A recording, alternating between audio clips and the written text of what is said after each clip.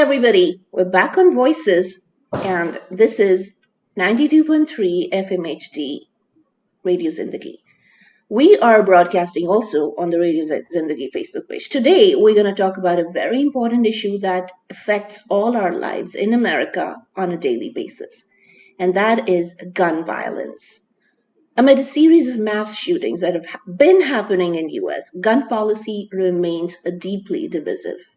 Declining support amongst Republicans for ban on assault site weapons, National Gun Registry, in an era marked by deep divisions between Republicans and Democrats, few issues are as politically polarizing as gun policy.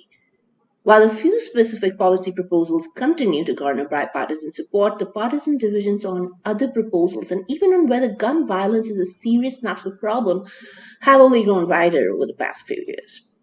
Today, just over half Americans, 53%, say gun laws should be stricter than they are, a view held by 81% Democrats and just 20% Republicans. Similarly, while nearly three-quarters of Democrats, that's 73%, say making it harder to legally obtain guns will lead to fewer mass shootings, only 20% of Republicans say this. While about 65% says that this would have really no effect. 73% of Democrats consider gun violence to be an excessively big problem for the country today, compared with just 18% Republicans who say the same. Overall, several gun policy proposals continue to draw broad support from Americans. Nearly 81% favor subjecting private gun sales and sales at gun shows to background checks. Sizable majority of Americans support the creation of a federal database tracking all gun sales, almost 66%, and ban on high-capacity magazines, 64%, and assault-style weapons, 63%. There are four policies aimed at easing gun restrictions, allowing people to carry concealed guns in more places, allowing K-12 teachers and school officials to carry guns in school, shortening waiting periods for purchasing guns, and allowing people to carry concealed guns without a permit, all facing more opposition than support in public. We have with us here today a very esteemed panel. We have MAISHA Fields, gun violence survivor and vice president of organizing at BRADY. Hi, MAISHA. Welcome to the show. We have Christian HEYNE. Christian is a gun violence survivor himself and a vice president of policy at BRADY's. STEPHAN ABRAMS, national chapter coordinator and fellow for Team Enough. And SHIKHA Hamilton, national director of advocacy and mobilization at BRADY. Welcome to the show, guys. Let's start with the lay of the land. What is going on here, Shikha? Well, what's going on here is that while there was a COVID pandemic raging through our country and the world, in this country, the epidemic of gun violence was also soaring.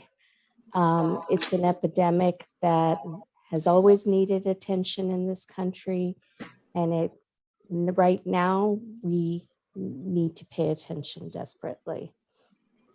So what you're telling me is that while all of this was going on, gun violence soared even more.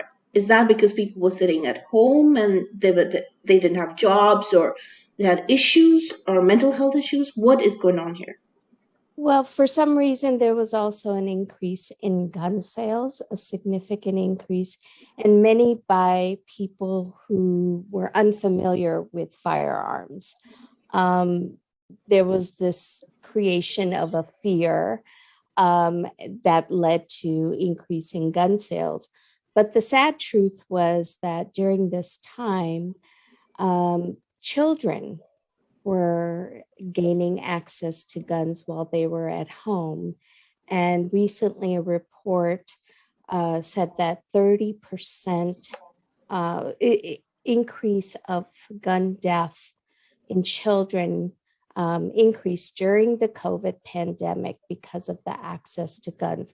While children were at home, stuck at home, parents working from home, maybe not paying attention to where they're storing guns and unsafely. So, MAISHA, this question's for you. You're the Vice President of Organizing at Brady, but you're also a gun violence survivor. Let's talk first about your experience as a gun violence survivor. Thank you so much for having us on today and talking about what I believe is the number one public health issue. And I think everyone on this panel would agree as well that gun violence is the number one public health issue that we as a country are facing, secondary to COVID. And for myself and for Christian, for Liz, who is also a part of our team as well, we represent a community of folks who are part of a club that no one wants to be a part of. We're survivors. Our families were deeply impacted by gun violence, and we lost some of the people who are nearest and dearest to our hearts. For me, it was my brother, Javad Marshall Fields, and his beautiful fiance, brilliant fiance, Vivian Wolf.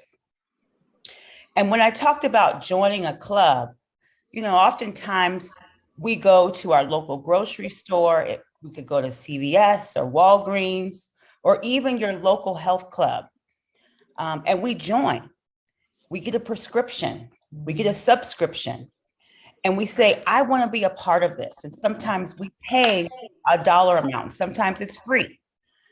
But when you join this club, it's something in which you have to redefine normal, because it's unnatural to lose your brother, your sister, your mother, your grandparent, your aunt, your uncle. It's unnatural to lose someone to gun violence and to never be able to experience their milestones, like getting married. For me, I'll never be an auntie. For my children, they'll never have an uncle. I'll never be able to actually go to the wedding that my brother and his fiance were planning. And so I come to this work, as oftentimes many survivors do, to make sure that we have real action, to make sure that Congress and the Senate act to pass common sense gun laws that over 90% of Americans support. I come to this work to make sure that children don't have to go to school in fear of a shooter coming into their schools and killing their teachers and their fellow students. I come to this work to ensure that people can go to sacred places, like their synagogues, like their churches, like Mother Emanuel in South Carolina, and be free to worship their God without living in fear. I come to this work to make sure that survivors who live up the road from me in Boulder, Colorado, who were shopping at a grocery store, don't have to hide in a freezer to save their life when they're trying to buy broccoli. So thank you so much for having us here, and I look forward to more conversation and topics. MAISHA, first of all, really, I apologize on behalf of the entire country. You didn't have to go through this. Nobody has to go through this. And thank you so much for making the time to be here and for all the work that you do so that we are prevented from facing this, what you have faced. Stephan, you have also been a survivor. No, I'm actually not a survivor. I've lost friends to gun violence. I've lost people that I've worked with, doing this work to gun violence, people in my family from Mexico. But I've seen how it takes a toll on the friends. I work with survivors every day, and I learned so much about the daily realities of this issue. And, for me, I've learned what it's like to be close to someone who's lost to this issue. And I can't imagine it being my mother or my brother or someone in my immediate family. I run Team Enough nationally from the Brady office with Leah Eastman.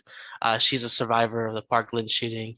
And a lot of my friends from that a horrible event in 2017, I'm sorry, 2018. They all know what happened there, and they all have to live with that reality and how publicized it is as well forever. And they've raised their voice for this issue. And when I saw their bravery when it first started, when right after the shooting happened on February 14th, I knew I wanted to join as well. Um, because it's so inspiring to me is that it was a point for me in my generation where we said that we had enough. And hence that was the creation of Team Enough. And we're all across the country with chapters and statewide programs teaching students how to use their voice and how to stand up. And for me, it's really rewarding to be able to provide that experience for students that they might have not had in the past. Especially the youth of America are highly affected by this issue, especially minority youth. There are studies where they're saying that for Black youth, the highest, the leading cause of death is homicide. It is a horrible reality we live with in this country. And there's too many people I work with every day who share the same thing, have the same thing in common. And the thing that inspires me and wants me to continue to do this work is, of course, all the people that I work with, but also when I first started this, our San Francisco chapter lead of BRADY, Maddie Scott, she spoke about the loss of her son. And afterwards, she met with all the youth. And when she hugged me, she said, "Do this for me so no other mother has to feel my pain." And that's something that has stuck with me. I can't imagine what my mother would do if she lost me to gun violence. This is a reality in America that more people than we think are affected. And I work every day with this amazing team to hope that it's not the reality for another family tomorrow. Thank you, Stephan, for saying that. We'll come back to you with more on how your generation is handling this. I want to go to Christian now. Christian, I was looking at a research, some numbers that came out of Pew the other day, and around, of course, half of Americans say gun violence is a very big problem, but it is number 5 on their list as of April 2021. They list affordability of healthcare as number 1. The federal budget deficit is 2, violent crime as 3, illegal immigration 4, and then gun violence. Now, 48% of Americans see gun violence as a very big problem. So what is preventing our governments to legislate this? Yeah, there's a lot to unpack there. So I'm gonna try to do what I can to decouple a couple things. But I think it's a great question. It's an important one. I think first and foremost, I'll just come out and say, a lot of incredible work is being done on this issue across the country. We continue to see momentum and growth in this space, and the passion gap has been closing for a long time. Even the list that you're reading there of sort of where is it that voters are at? What are the things that they care most about? I mean, if you think about the implications in that top 5 of healthcare, right, and the impact of gun violence on our healthcare system, on the needs that Americans have because of the epidemic of gun violence and the public health threat that it poses. If you look at violent crime across the board and sort of concerns that voters have about there's a lot of innovative solutions that are being done right now that specifically tackle breaking cycles of violence, in particular, rethinking the way that we approach violence in America. But we can't talk about violence without talking about gun violence in this country, because guns are always so prevalent there, right? So tools like what we've seen in the President's American Jobs Plan, what's being discussed around reconciliation, historic levels of funding for community-based solutions that we know have a direct impact in communities, particularly communities of color and Black communities that are disproportionately impacted by gun violence at large.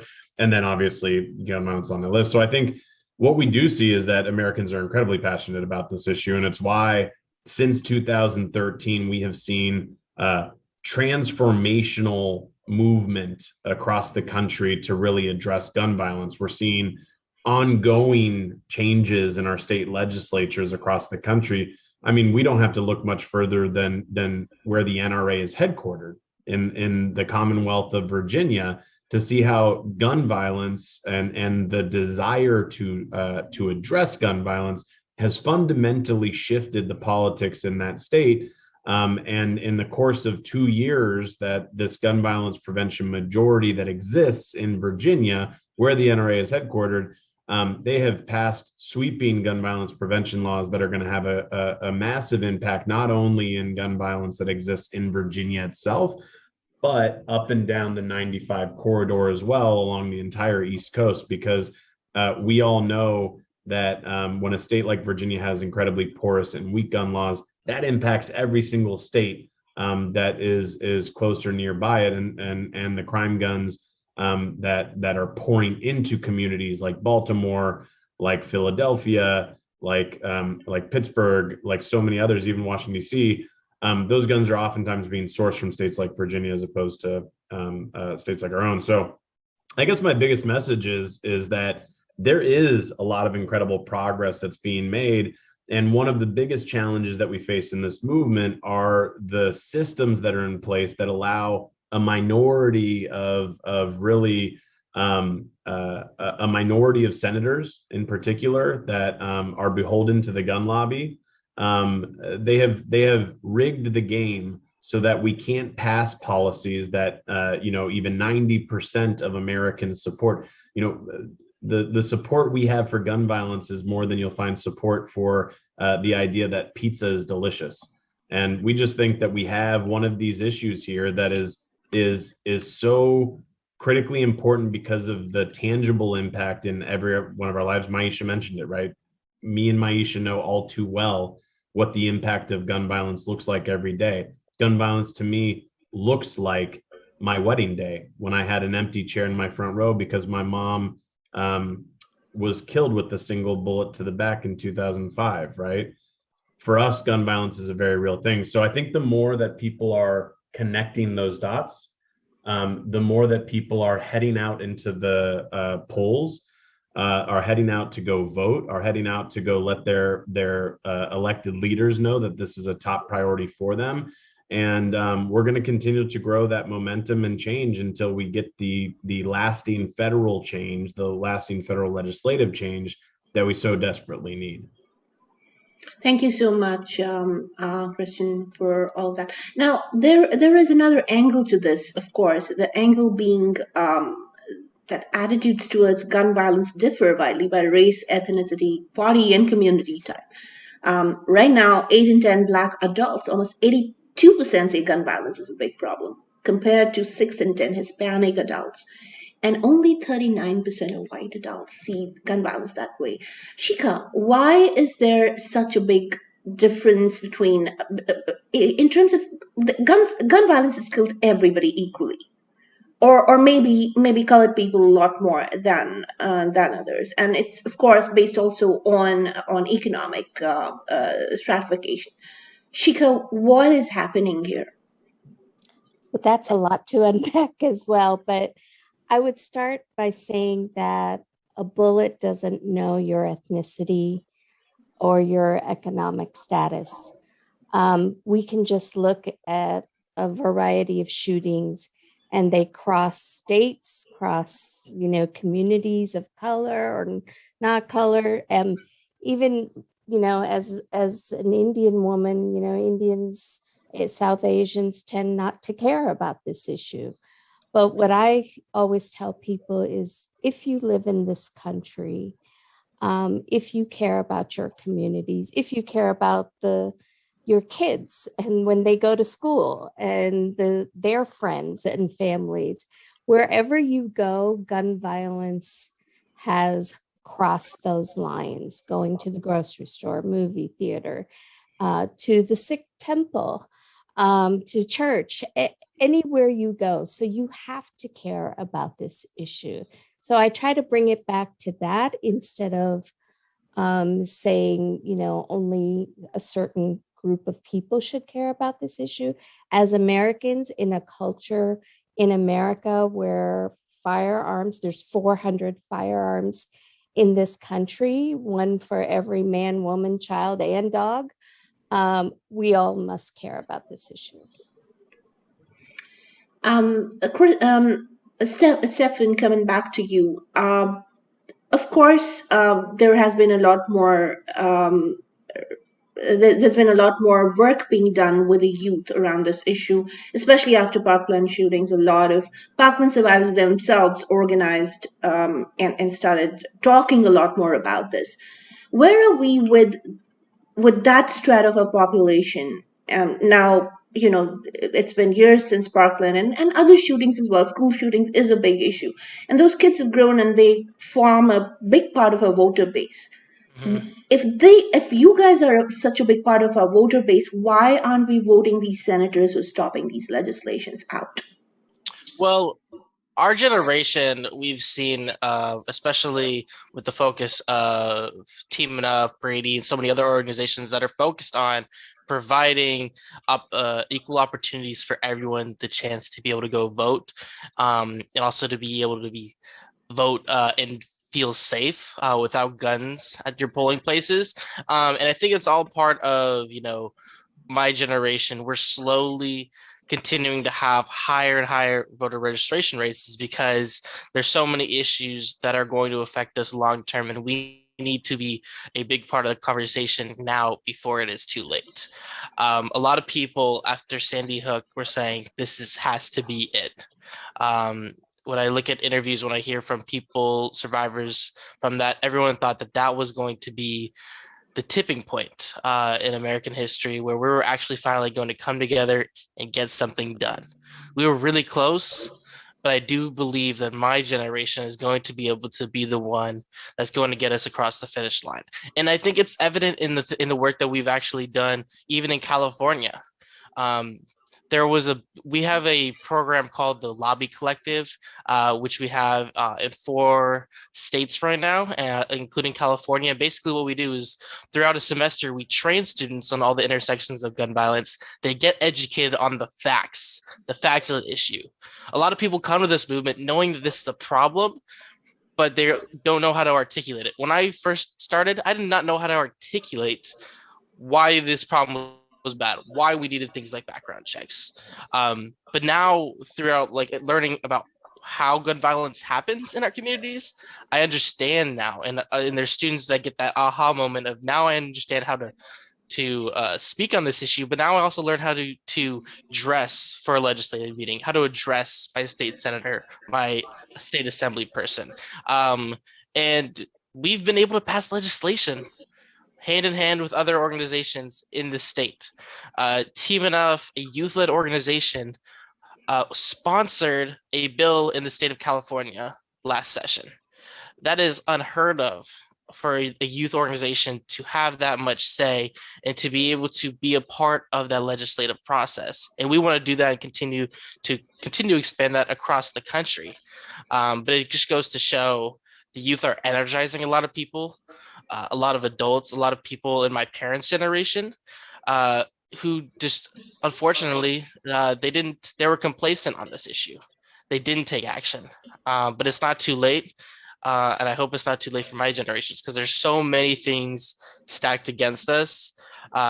We're seeing higher youth voter turnout than ever before because we are making sure that we show young people that this is our future and that if we don't act now, we're going to just continue to build on top of the problems that we're already seeing in this country due to partly how divided we are.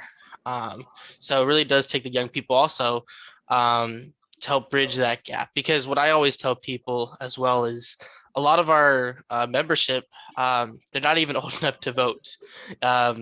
We don't have Republicans, we don't have Democrats, we just have young people who want to tackle the issue of gun violence in this country. There's no agenda there. And we don't care who we have to work with to get it done either. When we go to the state capitol to lobby, or as the past year and a half lobby virtually, we'll meet with anybody. Because we know that it's important that we have our voice heard. And we believe that everyone should care about this issue, regardless of their party identity. Thank you so much, Stephen, for saying that. MAISHA, how feasible is universal gun licensing? Will that help in controlling gun violence? Absolutely. Absolutely. Every measure that we are supporting will save lives. And keeping guns out of the hands of bad actors, people who just should absolutely never have a gun, and making sure that they have went through the proper procedures to ensure that we've had a background check. We know it saves lives. There's far too many times where people are able to purchase a gun, and we don't know who they are. We don't know their background. We don't know if they have a history of domestic violence, threats against women. We don't know if they have a history of being suicidal or homicidal. And when we give people access to guns, they then use them on not just themselves for suicidal ideation, but they also become homicidal. And specifically, I want to draw attention to the fact that this is Domestic Violence Awareness Month. And something that we often forget about is that over 40% of mass shootings are committed by individuals who have a history of domestic violence. And what does that look like? That looks like a man going into his home, a home that he has been, where he no longer lives, or maybe he presently lives there. And when a woman tries to leave that situation of abuse, he returns with a gun and murders the whole family and himself.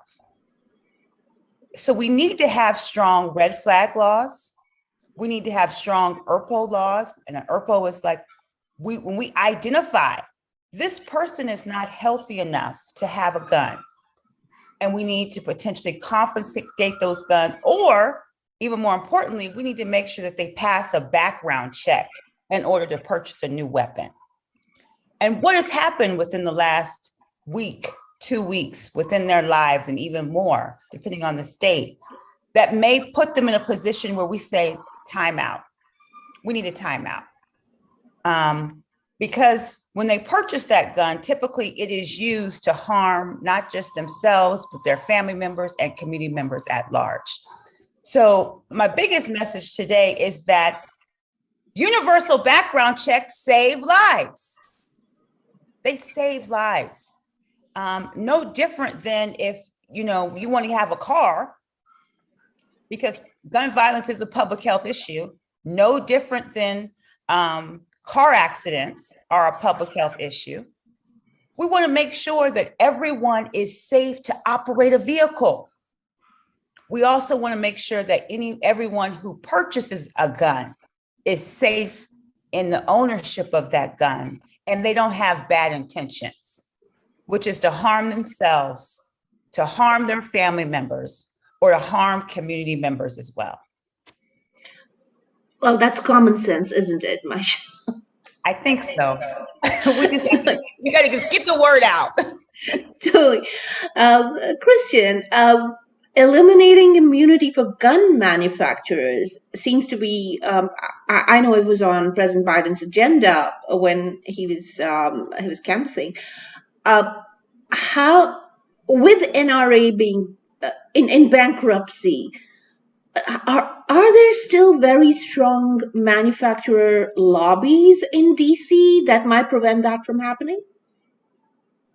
Yeah. So just to take a quick step back, I think that the in particular the law that that President Biden has said both on the campaign trail and then in the Rose Garden as a part of his overall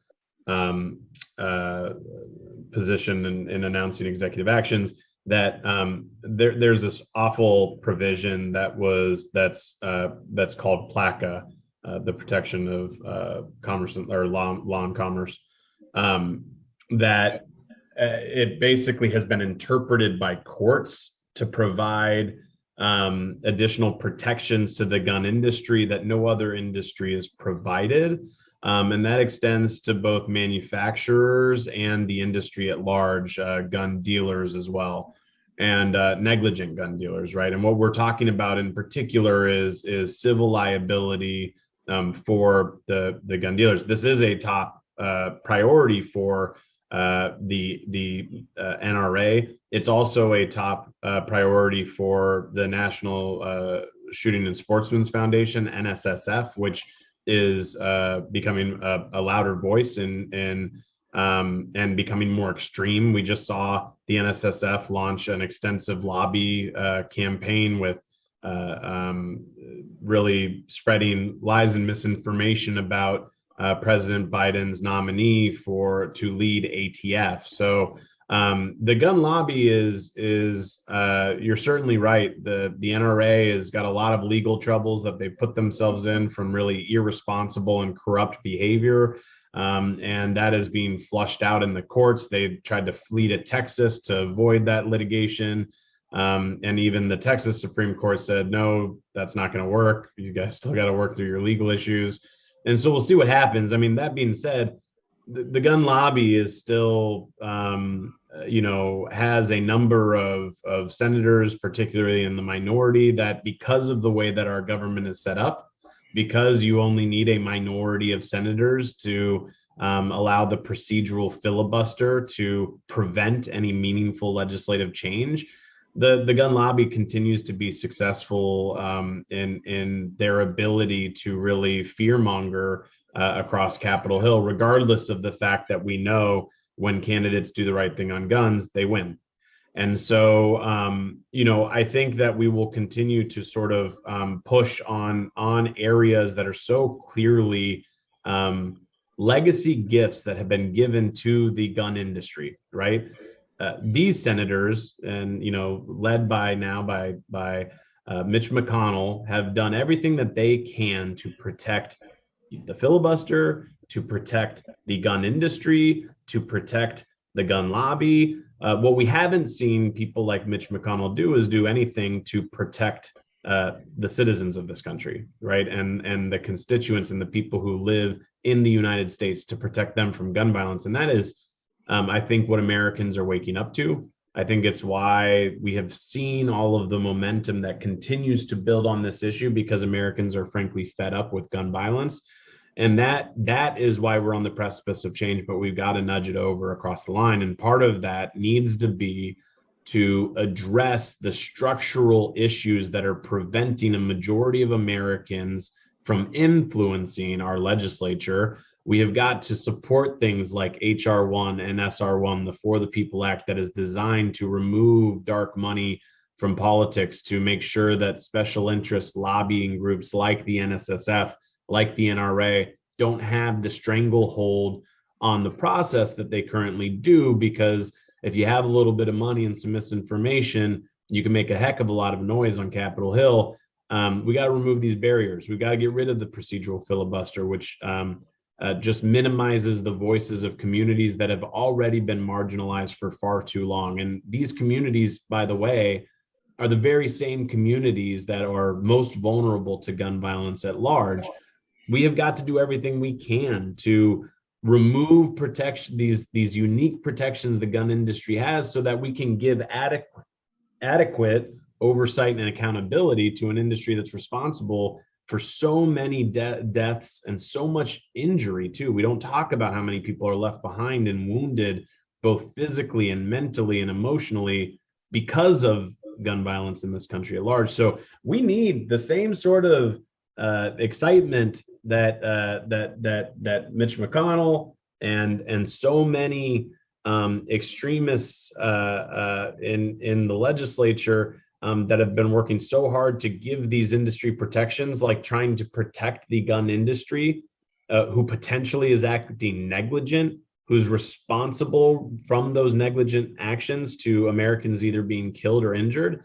Let's stop bending over backwards to protect those negligent actors, and instead work as hard as we possibly can to protect the Americans who are on the receiving end of that gun violence, right? Who are on the receiving end of these bullets. I think when we start doing that, when we reassess our values, and that's the direction we're headed, we will have a massive impact in this country and be able to really be able to start working the right way, so that we can set the example rather than setting the poor example that we currently are. Thank you so much, Christian. That was a that actually told us that the roots of the problem are absolutely the dark money in politics, and that needs to be dealt with not only to solve this problem, but many other such issues that haven't found legislative courage so far. Shikha, in the American Jobs Plan, President Biden had backed more funding for community violence intervention plans. How will that make a difference in curbing gun violence? Well, we know that um, gun violence has many ways, many reasons, and there are many ways to solve the issue. And one of the ways is to be in those communities and provide the resources that people need. Oftentimes, we hear in certain communities that the lack of jobs, the lack of mental health resources, all of those and many other host of issues come into play when gun violence is an issue in that area. And that could be, maybe not even just having the resource to know that locking up a gun and keeping the ammunition separately and how to properly do that, just not even knowing that could be a way to protect children and people in a crisis from gun violence. But MAISHA and STEPHAN both have experience in that particular topic. So I'd like to let MAISHA and STEPHAN also, because STEPHAN has worked in those communities. So maybe I'll pass it on to them. Surely, Stephan, do you want to take this? Yeah, thank you, Shikha. I have worked with a lot of violence interrupter groups, especially in California. And, part of the answer to your question is we also know it works. We also know that this method statistically has reduced gun violence, especially in localities that have implemented it. Richmond, California, for example, was one of the first to do this. And we saw a severe quantifiable amount of gun violence decrease in the area. 70%. It's Yes. Whoa. I forgot the number, but thank you, Shikha. Like that, it's that dramatic. These are people that I like to call I mean, we are all people who are working this gun violence prevention, but these are the people who I say are doing real gun violence prevention work. They're actually actively working with people who could be victims of gun violence the next day. I've spoken with students who have became part of these groups to try to not live the life that they've seen their friends live. And unfortunately, I've seen them succumb to the same horrible reality where I have to see them on the news. I have to go to their funeral. It is unfortunate. And I think it's important that we've seen across the country that people saw what happened in places like Richmond and they want to fund it as well. And I think that's why President Biden is making such a big priority, which is amazing to see because we've never seen such a huge investment in our country in gun violence prevention in this problem. And it's community-based, it's evidence-based, which is extremely important. And we know that it should be just a simple thing that everyone should agree upon because every community needs more mental health resources. Every community needs access to a food pantry. These are all really important things that these violence interrupter groups are a part of. They are key staples of the community that do amazing work day in and day out.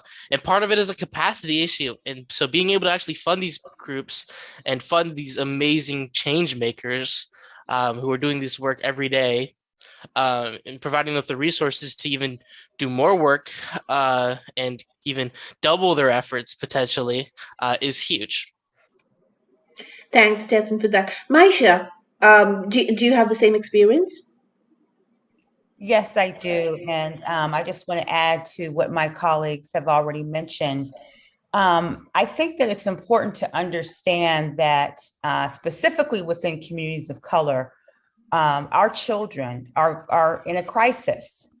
And what that crisis looks like is children in impoverished, low-income communities, and specifically in communities of color, are experiencing greater amounts of adverse childhood toxic stress. And what that means is that they're not just exposed to one traumatic event, they're exposed to a cycle of violence that puts them on a trajectory or almost a pipeline of school to prison or school to the graveyard. And so what that looks like is that if you are living in a home, you're a person of color, and your zip code shows that you're less likely to have a grocery store, you're more likely to experience food insecurity, which means you go home, you open up your refrigerator, you open up your cabinets, let's not even say a pantry, because that's a position of entitlement and middle class, but you open up wherever your food is kept and there's no food. You go into your community and your loved ones, your classmates, the classmates that you began kindergarten with don't go on with you to middle school. They don't graduate from high school. They don't go on to vocational training or college. They're living in communities in which they are engaged in almost like combat just to get to school. You have sexual trafficking, you have drugs that are happening, you have abandonment and neglect. And all of this creates the perfect storm that makes people feel like I'm not safe. And it breeds an environment of people being suicidal or homicidal in low income and communities of color. And so how do we fix that?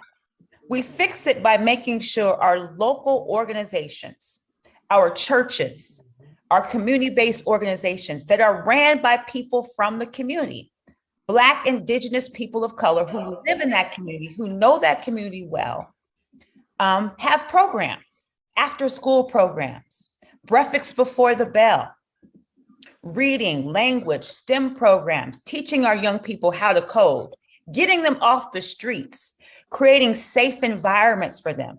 This is what we call social protective factors. And it protects our children from being victims of gun violence, but it also protects them from picking up a gun to solve their problems and to find refuge at their local Boys and Girls Club, at their local, like the Trigger Project in DC, where kids can have a caring, consistent, and compassionate adult or loved one who is walking with them and through the pitfalls and landmines that often are within communities of color. And so we're excited about what Joe Biden is doing. We are looking forward to them passing this and getting it across the finish line, because there's more to come, especially within the Build Back Better Act. And we critically need this funding to not just be at the federal level, but to trickle down to the communities that need it the most, so that we can continue to save a life. And every day we don't do it, we're losing lives. Shikha, tell me more about the Build Back Better plan. How does it impact gun violence? That's a Christian question. I'll pass that one on to Christian. Christian, sorry. Let's go policy, of course.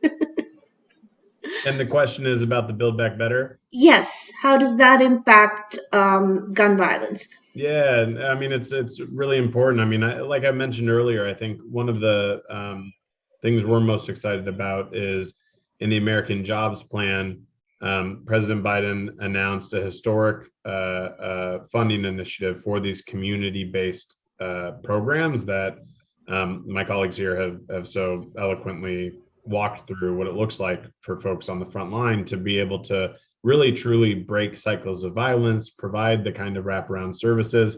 You know, for so long and so often, sometimes our approaches to gun violence actually exacerbate gun violence, right? They can. If we are solely focusing on over-policing or over-incarceration, we're not healing or strengthening the community that created the environment for this gun violence to fester. And so what these programs do and why they're such an incredible public health approach, as has been stated here, is that it takes investment into the community, into the trusted community leaders, so that we can address root causes head on and ultimately break cycles of gun violence for future generations. It's incredibly exciting stuff, but it takes money. Now, I say that with the caveat that these programs pay for themselves. Gun violence itself is costing this country immeasurable amounts of dollars, right? Not only on our public health, our healthcare system, but also, from the trauma of gun violence, its impact in our communities, the long-term traumatic impacts that has in all of our lives, so on and so forth, let alone the hundreds of thousands of people who are, or the hundreds of thousands of people who are also left injured in this country repeatedly, right? And so all of that we have to take into account, and we need to have real solutions for if we want to tackle gun violence. And what the president has done in his Build Back Better plan is made a $5 billion announcement where they want to start investing in these programs from the federal government. They have worked through executive action to free up funding that currently exists within certain agencies, right? There are 25 programs in 5 different agencies where they are now asking that states should apply specifically for relief for these types of community programs. All of this stuff is incredibly exciting. It's historic. And we are fighting really hard to make sure that people pay attention and ensure that money gets made available. It is being primarily housed within DOJ, half of it in DOJ, the other half in Health and Human Services, which is also really important too, right? Our Health and Human Services programs, right? The CDC, NIH, all of the programs that are taking the public health approach to public health problems that we face in this country, they should be talking about gun violence. It's a common sense nexus, but for too long, our government has not made that connection, and that's changing now. So we're incredibly excited about the public health investments that are underway, that are happening. It is long past time that we make these kinds of investments, but as the president is looking forward and trying to think through infrastructure in this country largely, this is infrastructure as well that is critical to the success moving forward that we are going to have collectively, but also to ensure that Americans don't have to continue to fear being shot and the fallout that comes from that. Thank you so much for that answer. I think that that clearly answers my question around why this is important. Stephen, Americans in rural areas have a very different mind than those in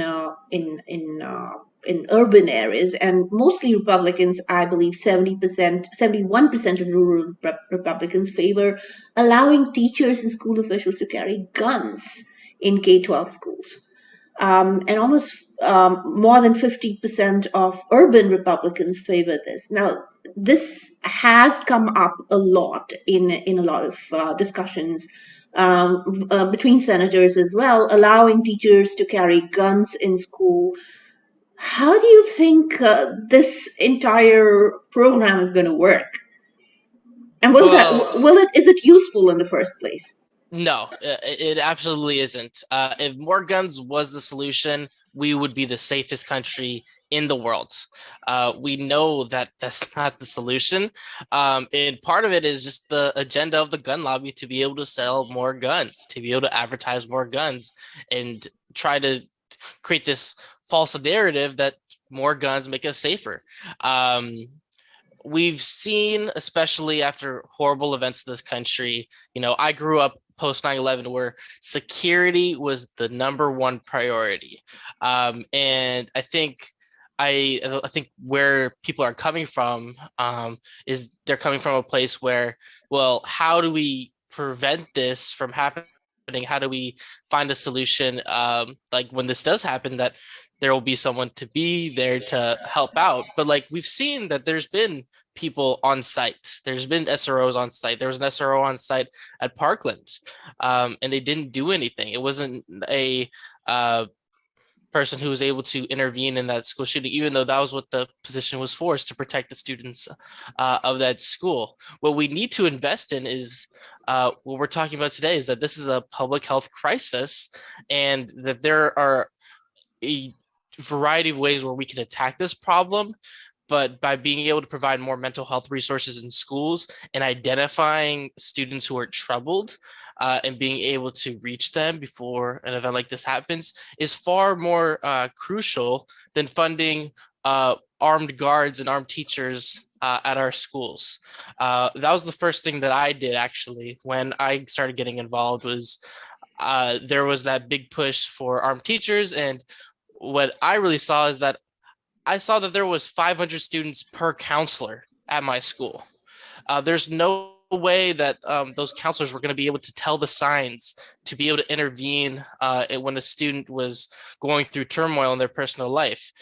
So that was the first thing that I really did when I started getting involved in activism, was I advocated for more counselors at my school.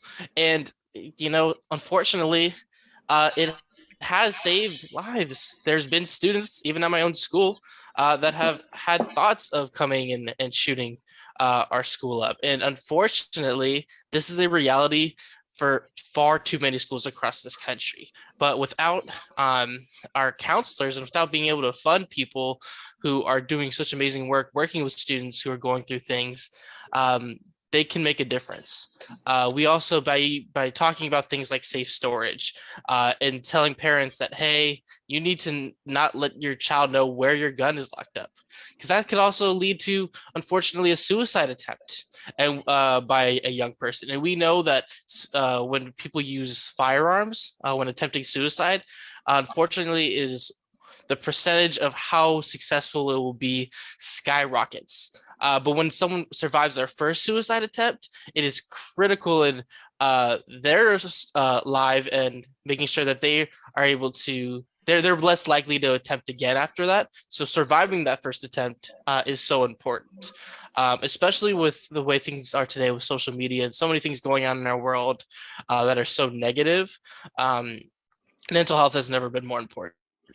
So I think the important thing with addressing this issue in your question is that we need to look at what's actually going on, and we need to see what we've done in the past and what has worked and what hasn't worked, and investing in our communities and investing in our mental health resources has always provided the best results, and that needs to be the approach going forward as well.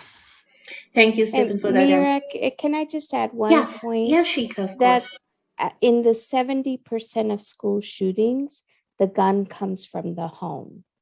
So it's easier to solve that problem than to make teachers who are there to educate our kids into armed guards themselves, right? We need to go back to what is causing the issue. Why would we need to curb gun violence at schools? Well, let's talk about the safe storage of gun owners, and let's make sure that there's safe storage there before kids get a hold of a gun. Yeah, I remember after one of the Colorado shootings, I think this was a few years back, almost 5 to 6 years back, I actually visited a school in Colorado Springs, and we looked over their entire, their plan to avert a similar gun incident. And what really struck me at that point in time is we're really not looking, we're all in a prevention mode. We're really not going to the root of the problem. Why do we have guns in our society in the first place? We're the only developed country that walks around with guns. Why do we have guns in the first place? And I know Gallup conducted a survey way back in 2019 before the pandemic, and gun owners cited personal safety or protection as the main reason to have guns. Basically 6 in 10 said it was even an open-ended question because of course a lot of them gave other reasons like hunting or non-specific recreation or sport, and or that the gun was an antique or a family heirloom.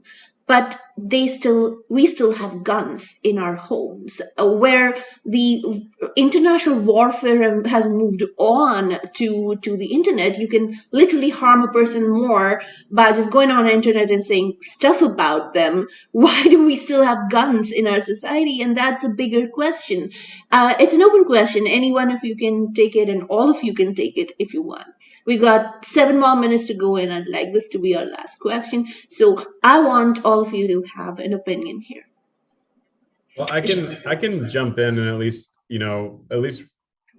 I'll say on the one hand that a majority of gun owners are incredibly supportive of the solutions that we work so hard to uplift here at Brady. I think that gun owners and non-gun owners alike, Republicans, Democrats, across the board, part of the reason why we're seeing so much change is because I don't think it's gun ownership that is necessarily the problem. It is misinformation and porous laws that don't do enough to ensure that we are keeping guns out of the hands of individuals we know are most at risk of dangerous behavior. And that dangerous behavior is that includes self-harm as well as interpersonal violence. And it's not rocket science. I mean, we don't even require background checks on all gun sales. I mean, for crying out loud, like, we're not doing anything to prevent the kinds of tragedies that we know are happening all too frequently from happening in the first place. And we can and should be. And I think gun owners are a part of that conversation. You know, as we talk about life-saving strategies, we work with gun owners all the time on initiatives to effectively promote safe storage so that we can end family fire, right? These are programs that rely upon responsible gun owners to be a part of the conversation so that we can have the sort of impact that we need to have. So I just want to be really clear that there's a huge distinction here, I think, between all of that and this idea that the gun industry or gun lobby speaks for a majority of gun owners who want to see these changes too. And it's just not the case. There's a disconnect in Washington. When we talk about 90% of Americans, that includes, right, 81% of gun owners want universal background checks, right? 74% of NRA members support universal background checks. I mean, you can find more NRA members that will support universal background checks than you can US senators. And that's very sad if you think about it at the end of the day. So I just want to put that piece over there. The other thing that I'll hit on real quick too is you said it on the front end. We need to do a better job of explaining the risk of gun ownership. And I think that a lot of times people buy guns to protect themselves or protect their family. But what's important is that there's an eyes wide open approach to this, where folks understand that by bringing that gun into the home, they are increasing the likelihood that they or their loved ones will be shot, which is why safe storage is so important, which is why understanding the risks associated with that firearm are so important, because there has been a narrative, a dangerous narrative that has been strung along by the gun lobby for far too long. A myth of that somehow that owning a gun makes you safer. And the reality is, we know from public health researchers across the spectrum, is that bringing that gun into your home increases the likelihood that you're going to be shot, which is why you have to be so specific and intentional about how you store your weapons, how you store your ammunition, how you make sure that they're inaccessible for children that live in the home, how you can make sure that they're inaccessible to individuals that may be in crisis and may be looking in that moment of crisis for a firearm, which has lethal consequences because there's no coming back from it.